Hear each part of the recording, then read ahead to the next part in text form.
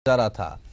विशाल शर्मा हमारे संवाददाता जुड़ चुके हैं हमारे साथ फोन लाइन पर, जानकारी उनसे लेते हैं। विशाल, सूना और लेटर एक ना एक दिन ये क्षण तो आना ही था घोषणा के बाद, लेकिन प्रक्रियाएं सीढ़ियों की तरह होती हैं और कहा जा सकता है एक के बाद एक रिफाइनरी की दिशा में सीढ़ियां तेजी से चढ़ी जा रही हैं।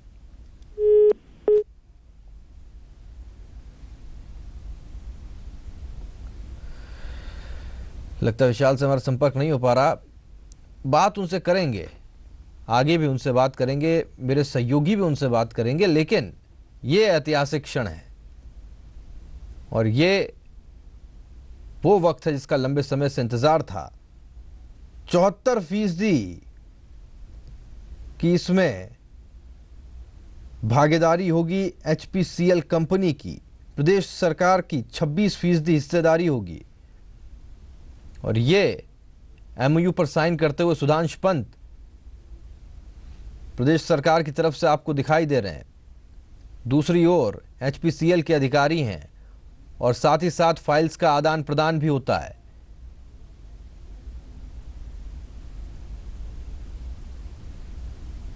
मुख्यमंत्री अशोक गहलोत की मौजूदगी में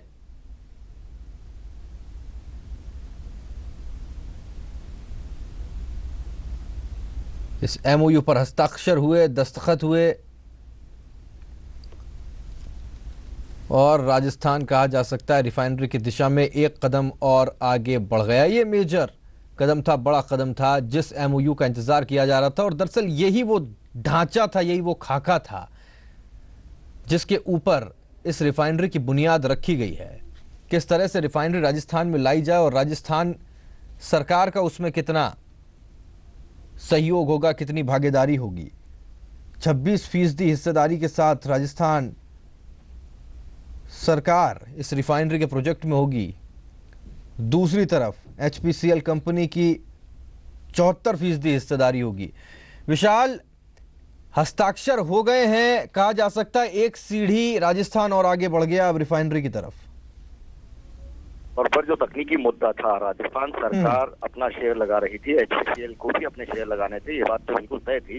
लेकिन कंपनी का फॉर्मेशन क्या होगा, जॉइंट वेंचर ये कंपनी किस तरह से बनाई जाएगी, इससे जुड़ा एक एमओयू है, उसके ऊपर आज साइन सीएमओ में हो चुके हैं। और इससे पहले मार्च के अंदर एक एमओयू साइन हुआ था रिफाइनरी को लगाने को लेकर, और उसके बाद दूसरा एमओयू है कंपनी का जॉइंट वेंचर जो स्टेट गवर्नमेंट और एचपीसीएल के बीच में जॉइंट वेंचर हो रहा है, उसको लेकर एमओयू है। अहम बात यह है जो इस परियोजना की लागत है वो 37,229 करोड़ बताई जा रही है और इसमें जो स्ट्रक्चर है इक्विटी का वो एचपीसीएल का 74% रहेगा, राजस्थान सरकार का 26% रहेगा, जिसपे राजस्थान सरकार को छूट होगी कि आने वाले वक्त में वो 15% तक अपनी हिस्सेदारी कर सकती है। तो ये भविष्य की बात है कि किस तरह से पूरा सेटअप होगा, लेकिन ये बात तय हो चुकी है कि एमओयू है वो साइन हो चुका है और ब्याज मुक्त ऋण है वो राजस्थान सरकार, कुछ इंसेंटिव्स हैं वो भी घोषित किए गए हैं कि किस तरह से रिफाइनरी। जयपाल रेड्डी थे और मौली साहब आए। मुझे याद है कि हमारी सरकार बनी थी और यहाँ सोनिया गांधी जी और मुरली देवड़ा जी आए थे जयपुर के अंदर। एचपीसीएल का ही प्रोग्राम था आपका, पाइपलाइन का। उस वक्त में हम लोगों ने वहाँ आपके प्रोग्राम में रिक्वेस्ट की थी, तो उस वक्त रिक्वेस्ट ओएनजीसी के लिए थी मेन रूप से, क्योंकि वही इसमें भागीदार था।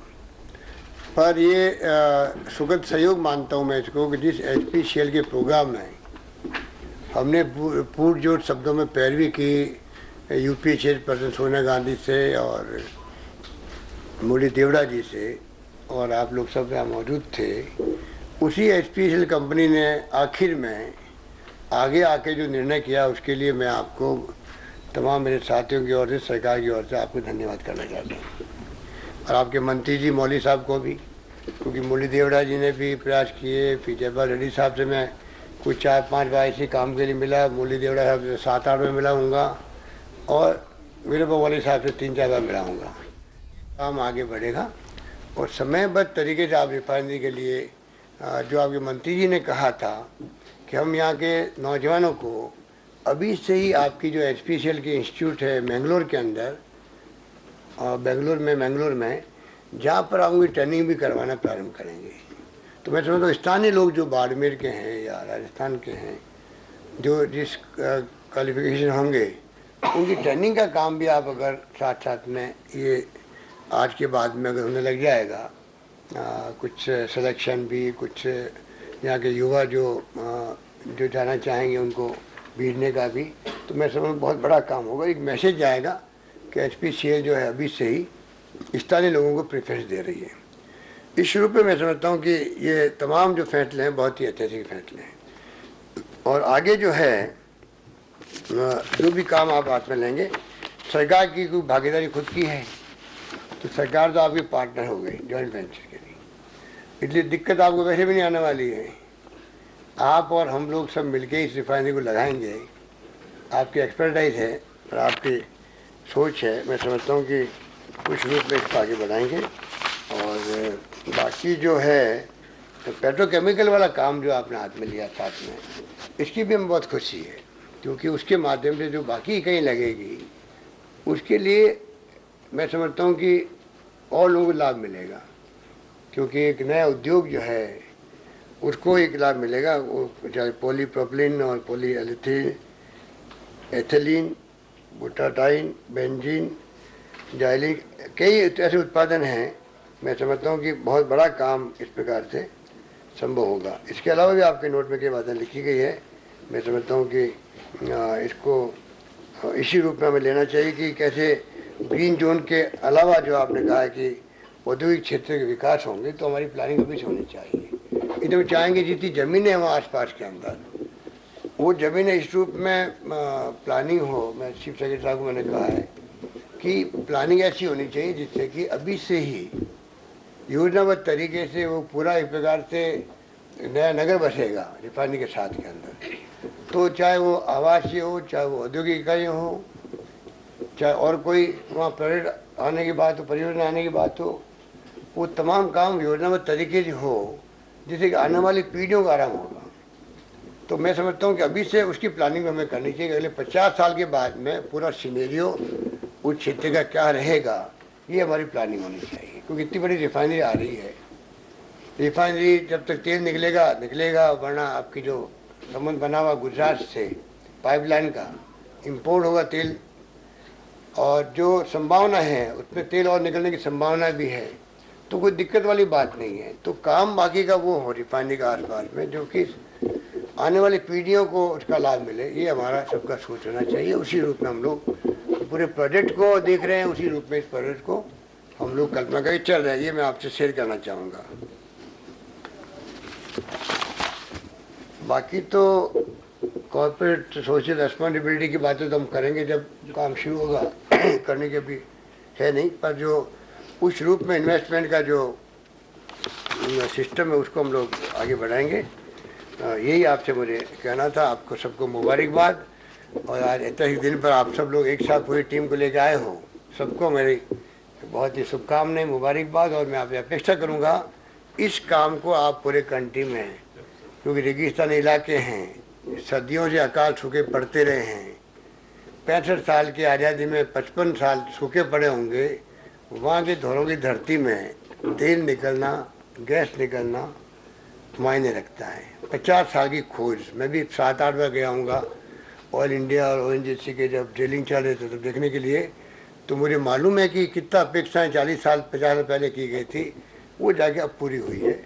उसी के अनुरूप आपकी भावना होकर के आपकी प्रायोरिटी, आपके काम तो 50 रहते हैं, आपकी प्रायोरिटी राजस्थान को मिले और रिफाइनरी का काम आगे बढ़े। क्योंकि बठिंडा की रिफाइनरी का एक्सपीरियंस ठीक नहीं है। 98 में पत्थर लगाया था, 8 साल तक कुछ काम नहीं हो पाया, विवादों में हम फंसे रहे। फिर मिस्टर एलन मित्तल दूसरे मेरे ख्याल से जॉइंट वेंचर में आपने बनाई रिफाइनरी लगाई है, तो वो एक प्रकार से 8 साल निकलना, आप बता दीजिए कितनी प्राइस बढ़ जाती है, कितना इम्पैक्ट पड़ता है। तो वो स्थिति यहाँ नहीं बने। हम चाहेंगे रिफाइनरी यहाँ समय पर लगे कि पूरे प्रदेश के लोगों के लिए रेवेन्यू के सोर्स बढ़ेंगे। जितनी रेवेन्यू बढ़ेगी उतना हम लोग ज़्यादा विकास कर पाएंगे, जो राजस्थान को जरूरत है विकास की। तो वो मैं समझता हूँ कि दूसरा इन्वेस्टमेंट आ रहे हैं, उसी ढंग से आपका इन्वेस्टमेंट इतना बढ़ाने का मायने है कि राजस्थान की आर्थिक स्थिति और ज़्यादा मजबूत हो, ये हम सबका प्रयास है। और उसी रूप में हमने जो वित्तीय प्रबंधन किया है राजस्थान के अंदर, आपको जान के खुशी होगी कि 40,000 करोड़ का पहला ऐतिहासिक बजट जो आज तक आज़ादी के बाद में सबसे बड़ा बजट प्लान बजट है वो हमने पेश किया है। तो रिसोर्स बढ़ाए हैं, फाइनेंशियल मैनेजमेंट किया है, सारे फिजिकल पैरामीटर हमारे बिल्कुल परफेक्ट है। जो 13 प्लानिंग कमीशन ने कहा है, प्लानिंग कमीशन का है, उसके अंतर्गत हमारे सारे GDP के साथ में मैच करते हैं। वो राज्य राजस्थान है, इसलिए मैं समझता हूँ सब संभावना है यहाँ पे आगे बढ़ने की। धन्यवाद आपको।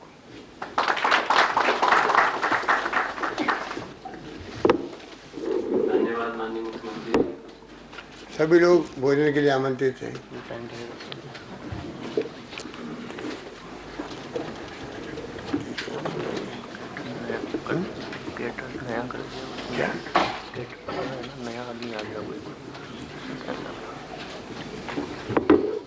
नीचे से इतना आई है कि अभी आपको आधा घंटा इंतजार करना पड़ेगा भोजन के लिए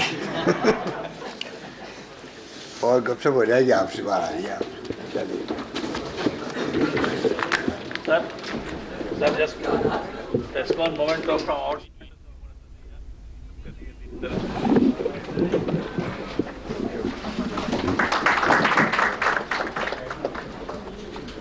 sir.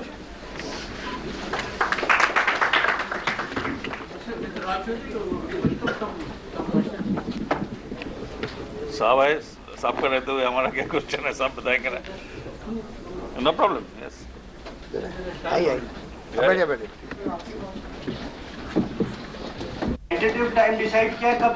ये सीधी तस्वीरें आप CMO से देख रहे थे, जहां पर HPCL और राज्य सरकार के बीच अहम करार हुआ है। रिफाइनरी को लेकर HPCL की 74% इसमें भागीदारी होगी, जबकि सरकार की 26% हिस्सेदारी होगी इस रिफाइनरी के प्रोजेक्ट में।